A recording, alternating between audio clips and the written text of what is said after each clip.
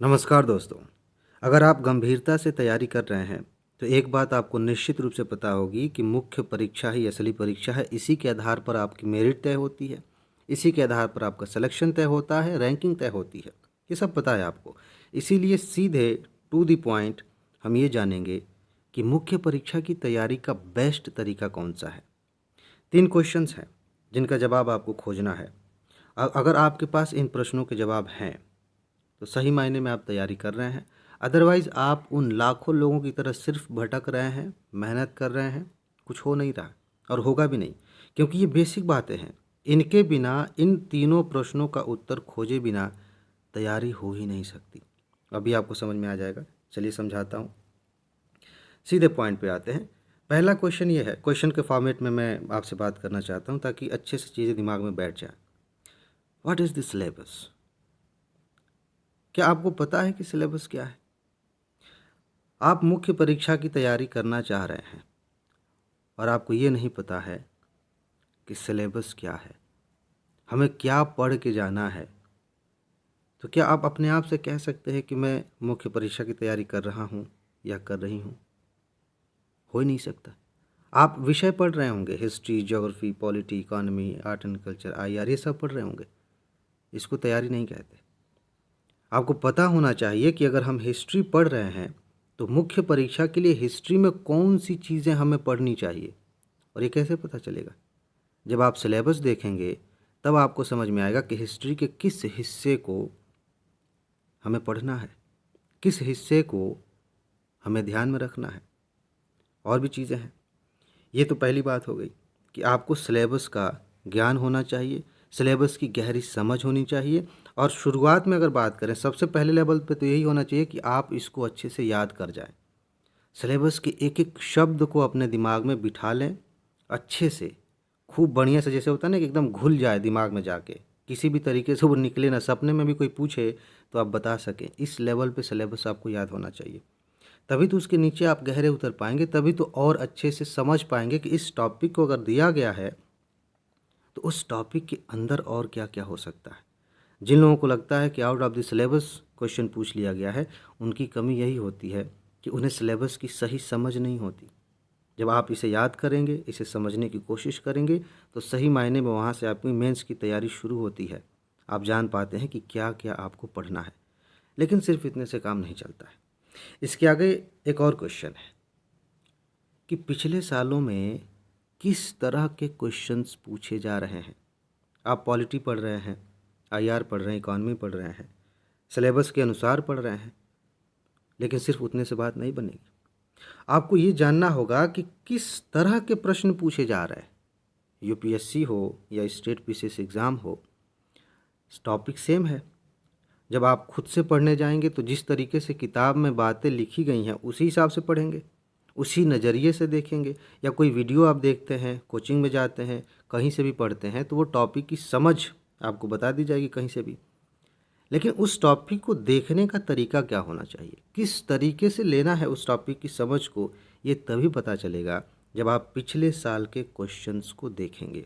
और सिर्फ देखेंगे ही नहीं, ये समझने की कोशिश करेंगे कि इस टॉपिक को यूपीएससी ने किस नज़रिए से देखा है, किस हिस्से से क्वेश्चन पूछा गया। जैसे वर्ल्ड वार से क्वेश्चन पूछ लिया गया, वर्ल्ड वार के बहुत सारे डायमेंशंस हैं, लेकिन यूपीएससी ने किस नज़रिए से इसको देखा, इसके किस प्रभाव को पकड़ा और वहाँ से क्वेश्चन पूछ लिया, ये समझने की ज़रूरत होती है। अगर हम ये नहीं समझते हैं तो फिर हमें कुछ भी पढ़ा दिया जाए, हम पढ़ लेते हैं और क्वेश्चन जब पूछा जाता है तो वहीं लिख के आ जाते हैं जो हमें पता था। हम वो नहीं लिखते हैं जो यूपीएससी ने पूछा है। टॉपिक हमने पढ़ लिया था, उसी टॉपिक से क्वेश्चन भी आया है, लेकिन फिर भी नंबर्स नहीं मिलेंगे। क्यों? क्योंकि पूछा कुछ और गया था, लिखा गया कुछ और, किसी और एंगल से पूछा गया था, हमने अपना तरीका उसमें डाल दिया। ऐसे नहीं काम चलता है। सही तरीका यह है कि आप जानें कि किस प्रकार के क्वेश्चंस आ रहे हैं और उसी हिसाब से अपनी तैयारी करें। समझ रहे हैं? तीसरी बात, सीधे आते हैं पॉइंट पे, कि आप जब सिलेबस देख लेते हैं, पिछले साल के क्वेश्चंस देख लेते हैं, तो एक चीज़ उसी में आपको एक्स्ट्रा मिलती है। ये एक तरह से कहें कि गिफ्ट है। जो लोग जितनी गहराई से सिलेबस को समझते हैं, जितनी गहराई से प्रीवियस ईयर के क्वेश्चंस को समझते हैं, उन्हें यूपीएससी अपनी तरफ से गिफ्ट देती है। वो क्या है कि कौन कौन से टॉपिक्स इम्पॉर्टेंट हैं, ये पता चल जाता है। ये सबको नहीं पता चलेगा। मैं अपनी तरफ से आपसे कह दूं कि ये टॉपिक इम्पॉर्टेंट है, और अगर आपने खुद से नहीं समझा है तो वो इम्पॉर्टेंट होने के बावजूद आपके लिए काम का नहीं होगा। और अगर मैं नहीं भी कहता हूँ, कोई व्यक्ति नहीं भी बताता है, लेकिन आपने ये 2 काम किए हैं, तो आपको पता चल जाएगा कि कौन कौन सी ऐसी जगहें हैं जहाँ से ज़्यादा क्वेश्चंस पूछे जा रहे हैं, ज़्यादा प्रश्न आते हैं। और मैं आपसे बार बार कह रहा हूँ, बहुत सारे लोग कहते हैं, मैं ही नहीं, बहुत जो अच्छे टीचर्स हैं, टॉपर्स भी आपसे कहते हैं कि आप मेंस में 80% से ज़्यादा क्वेश्चंस खुद गेस कर सकते हैं। गेस कर सकते हैं, एग्ज़ाम से पहले आप गेस कर सकते हैं कि यहाँ से क्वेश्चन इस बार आएगा, क्योंकि पैटर्न इसका बड़ा सीधा सा है। ऐसे ही नहीं, किसी भी क्वेश्चन को, किसी भी टॉपिक पे क्वेश्चन नहीं पूछ लिया जाता है। आप देखेंगे तो पता चलेगा कि इसकी एक एक तरह से कहें कि इसका एक पैटर्न बना हुआ है, और उसी पैटर्न के हिसाब से यूपीएससी क्वेश्चन पूछती चली जाती है। तो मैं क्या कहना चाह रहा हूँ, जब आप सिलेबस देखते हैं, जब आप उस सिलेबस को गहराई से समझते हैं और उसके बाद प्रीवियस ईयर के क्वेश्चंस देखते हैं, तो आपको पता चलता है कि मोस्ट इम्पॉर्टेंट टॉपिक्स कौन से हैं। और जब आपको ये बात पता चल गई तो आपको क्या करना चाहिए? आपको सबसे पहले इन्हीं टॉपिक्स को तैयार करना चाहिए, क्योंकि सिलेबस वैसे ही बहुत ज़्यादा है। अगर आप एक सिरे से सब कुछ तैयार करने बैठेंगे तो ये जानने के बावजूद कि इम्पोर्टेंट क्या है, आप नहीं तैयार कर पाएंगे। इसीलिए ज़रूरी है कि जब आप पहचान लेते हैं कि ये टॉपिक्स बहुत ही ज़्यादा इम्पोर्टेंट हैं, तो आपकी ये ज़िम्मेदारी बनती है, अगर आप गंभीरता से तैयारी करते हैं तो ये ज़िम्मेदारी बनती है कि बाकी चीज़ें छोड़िए, साइड में रखिए, पहले इन्हीं टॉपिक्स को अच्छे से तैयार करिए। समय बचता है तो बाकी टॉपिक्स तैयार करेंगे, अदरवाइज़ छोड़ देंगे, कोई बात नहीं। और जब आप एग्ज़ाम हॉल में बैठे रहते हैं तो बहुत सारे सवाल ऐसे आएंगे, चाहे आपने कितनी भी तैयारी की हो, बहुत सारे प्रश्न मेंस में ऐसे मिलेंगे जिनके बारे में आप कुछ नहीं जानते थे, आपको कोई आइडिया नहीं था, लेकिन फिर भी आप उनके उत्तर दे पाएंगे, क्योंकि आपने जो मोस्ट इम्पॉर्टेंट टॉपिक्स है वो ऑलरेडी तैयार कर लिया है, और उसके अलावा एक और काम किया है। ये तो 3 प्रश्न हो गए।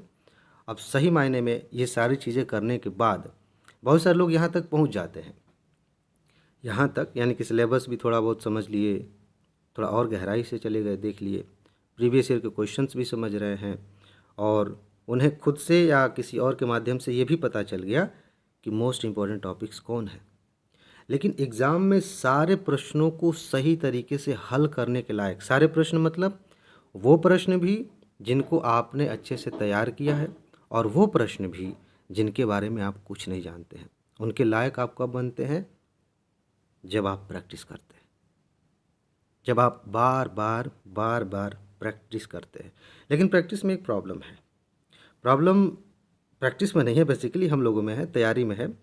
प्रॉब्लम यह है कि आप प्रैक्टिस के नाम पे डायरेक्ट कोचिंग की टेस्ट सीरीज़ उठा लेते हैं, और टेस्ट सीरीज़ का एक नियम होता है, किसी भी कोचिंग का हो, वो पूरे सिलेबस को कवर करते हुए सारे टॉपिक्स को छूते हुए टेस्ट सीरीज़ बनाएंगे। उनकी ज़िम्मेदारी भी एक तरह से ठीक भी है, उसमें कुछ कमी नहीं है, लेकिन उसमें ऐसे ऐसे प्रश्न आपको दे दिए जाएंगे कुछ जो आपका दिमाग ख़राब कर देते हैं, आपको लो फील करवाते हैं, और वो पक्का ऐसे भी होते हैं जिनसे आने की संभावना बहुत कम होती है। उन क्वेश्चंस की प्रैक्टिस आप नहीं कर पाते, आपको लगता है कि आपकी तैयारी नहीं हुई है, और उसके बाद आप क्या करते हैं कि सब कुछ छोड़ देते हैं कि अब हमें तैयारी अभी अभी प्रैक्टिस नहीं करनी है, और पढ़ लेंगे तब हम प्रैक्टिस करेंगे। ये सबसे बड़ी गड़बड़ी है। 99% से ज़्यादा लोग ऐसे ही हैं। उन्हें हर बार यही लगता है कि तैयारी में कुछ कमी है, जब हम इसे पूरा कर लेंगे तब प्रैक्टिस करेंगे। ना वो कमी, वो जो काल्पनिक कमी है, ना वो मतलब पूरी होती है, और ना ही वो आंसर राइटिंग करते हैं, ना ही प्रैक्टिस करते हैं, ना ही सिलेक्शन होता है। आपने जितना भी तैयार किया है, कम से कम इतना तो हो जाएगा कि एक बार आप सिलेबस अच्छे से समझ लें, प्रीवियस ईयर के क्वेश्चंस को देख लें, और इतना करते करते आप जान जाएंगे कि 1-2 टॉपिक तो ये इंपॉर्टेंट है, यहाँ से आ रहे हैं, इतना तो पता चल जाएगा ना। मान लेते हैं एक ही टॉपिक आपको पता चला कि ये इंपॉर्टेंट है, यहाँ से क्वेश्चन पूछा जा रहा है, चाहे वो किसी भी विषय का हो, तो उस एक टॉपिक को तो तैयार कर सकते हैं ना अभी, और उस एक टॉपिक पर ही अलग अलग एंगल से क्वेश्चन बना के, खुद से क्वेश्चन बना के, क्योंकि आपने यूपीएससी का पैटर्न देखा है, समझा है, उसी हिसाब से क्वेश्चन बनाइए और उसकी प्रैक्टिस करिए। यानी कि प्रैक्टिस करने का भी सबसे बढ़िया तरीका ये है कि आप उन टॉपिक्स पर प्रैक्टिस करिए जहाँ से क्वेश्चंस ज़्यादा पूछे जा रहे हैं या पूछे जाने की संभावना है। सिंपल सी बात है। उन पर ज़्यादा प्रैक्टिस करेंगे तो एग्ज़ाम में डायरेक्ट बेनिफिट मिलेगा। ऐसे टॉपिक्स ले रहे हैं जो बिल्कुल अजीब अजीब टाइप के हैं, जहाँ से क्वेश्चंस नहीं आते हैं, तो आपको हमेशा लगेगा कि कहीं कमी है, हमेशा लगेगा कि कुछ रह गया है, उसको पूरा करके तब लिखेंगे, फिर कुछ नहीं होगा, फिर प्रैक्टिस नहीं कर पाएंगे। लेकिन इंपॉर्टेंट चीज़ें हैं, इंपॉर्टेंट टॉपिक्स हैं, उन पर खुद से अपने हिसाब से क्वेश्चन बनाइए। अपने हिसाब से मतलब यूपीएससी का पैटर्न देखते हुए खुद से लिखिए। लिखते लिखते जब आप एक फ़्लो में आ जाएंगे, तब आप टेस्ट सीरीज़ ज्वाइन कर सकते हैं, वहाँ से प्रैक्टिस कर सकते हैं, या प्रीवियस ईयर के क्वेश्चंस उठा के कर सकते हैं। तो ये कुछ बातें हैं, बेसिकली 3 क्वेश्चंस के माध्यम से हमने समझा, और चौथी बात ये थी कि आप प्रैक्टिस करें। मेरे ख्याल से ईमानदारी से अगर आप इन चीज़ों को ध्यान में रखते हुए तैयारी करते हैं, तो आप बहुत अच्छा स्कोर करेंगे, आप बहुत अच्छी रैंक लेके आएंगे। कोई बहुत अजीब सी बात नहीं होती, कोई बहुत ज़्यादा सीक्रेट बात नहीं होती जो टॉपर्स को ही पता होती है। आप ही लोगों में से, हम ही लोगों में से टॉपर्स बनते हैं। और बेसिक रूल्स हैं, बेसिक चीज़ें हैं, लगभग सबको पता होती हैं।